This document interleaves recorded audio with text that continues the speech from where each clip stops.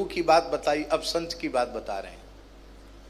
आमेर नरेश महाराजा मान सिंह और उनके छोटे भाई माधव सिंह। जो आमेर नरेश महाराज मान सिंह अकबर के प्रधान सेनापति भी थे। प्रसंगवश एक बात हम कह देना चाहते हैं, बहुत जरूरी है। मान सिंह के प्रति इतिहास में लोगों ने न्याय नहीं किया। मान सिंह के प्रति न्याय नहीं किया इतिहास में लोगों ने।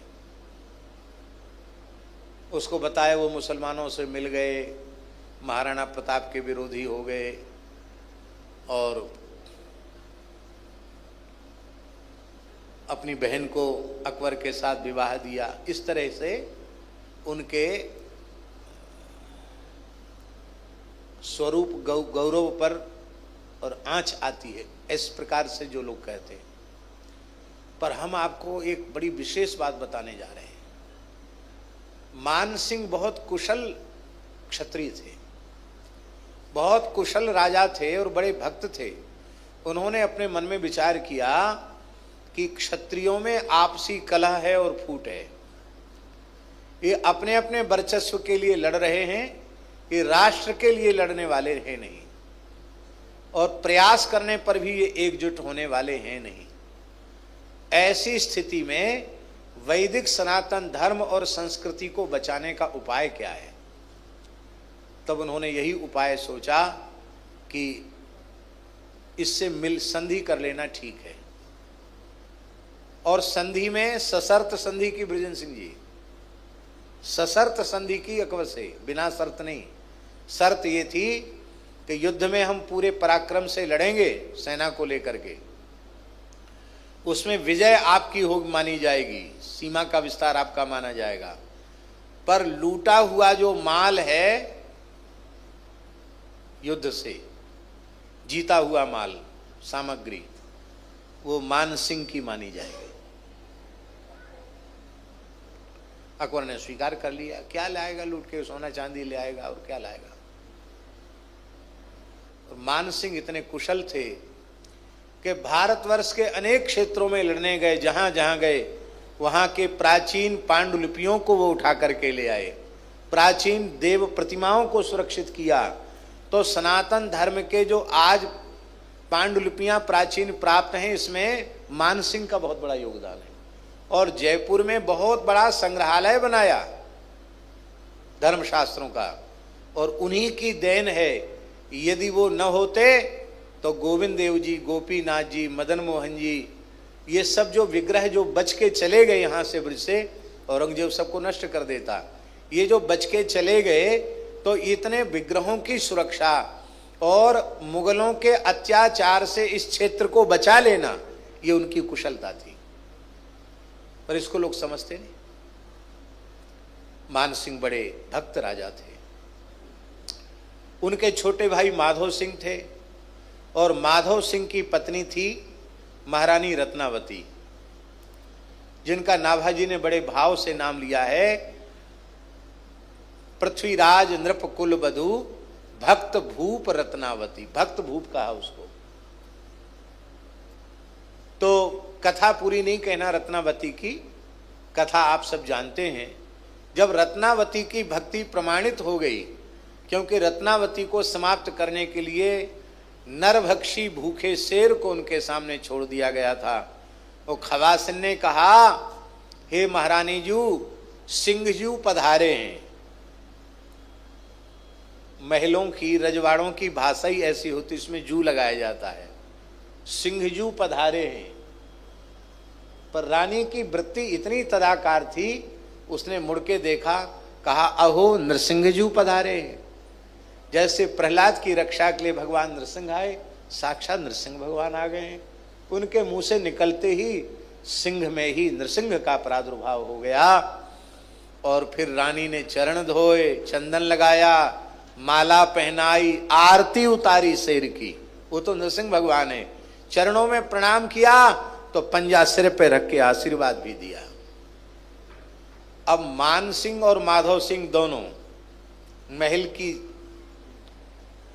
गोख से, झरोखे से दूरबीन लगा के देख रहे थे। आश्चर्य की बात, नरभक्षी शेर पूजा ले रहा है, आरती हो रही है, और भवनते निकसी आए मानो खंभ फारी आए। प्रियादास जी ने लिखा है, भवनते निकसी आए, कैसे बोले, मानो खंभ फारी आए, मानो खंभ फाड़ कर नृसिंह प्रकट हुए हों। और महाराज जितने चुगलखोर थे, जिन्होंने मारने का उपक्रम बताया था, षड्यंत्र रचा था, उनमें से तो एक को भी जीवित नहीं छोड़ा।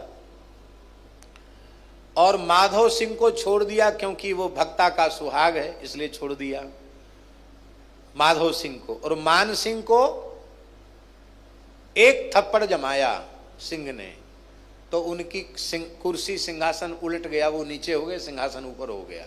मारा उनको भी नहीं, मानो ये कह दिया कि तुम ये कुर्सी पर बैठे हो ना कि हम राजस्थान के सबसे बड़े राजा हैं या पूरे देश के सेनापति हैं, ये कुर्सी एक तमाचे की नहीं है हमारी, क्या समझ रखा है। भक्ता की शरण में आओ। भगवान नृसिंह अंतर्धान हो गए, और अब भक्त वंश तो है ही है। मान सिंह माधव सिंह ने कहा, हमारे दादा परदादा पृथ्वीराज महाराज कितने भक्त थे, हम लोग कैसे विमुख पैदा हो गए, अपने कुल की बधू महारानी रत्नावती की भक्ति को पहचान न सके। ये भक्तापराध बड़ा भयंकर होता है, ठाकुर जी क्षमा नहीं करते हैं, चलो महारानी से क्षमा याचना करें।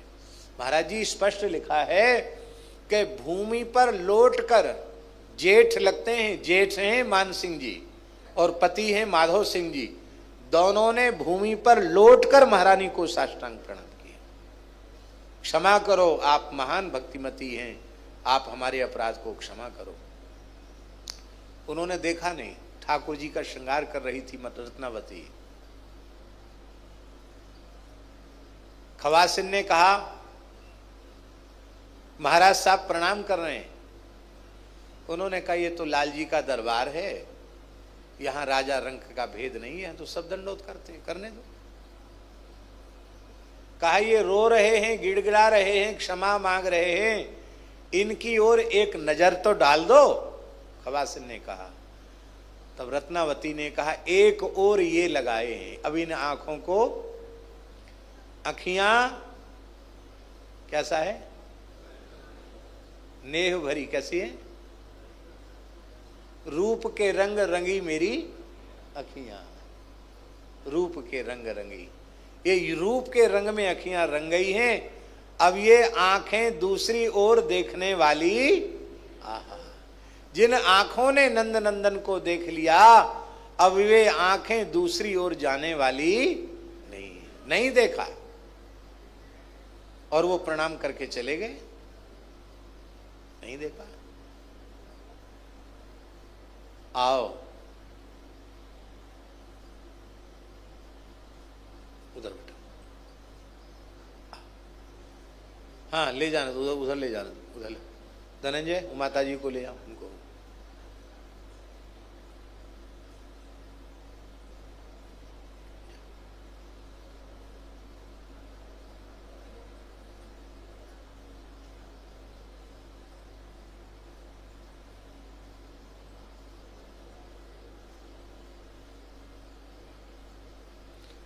तो राम जी बहुत ध्यान से सुने।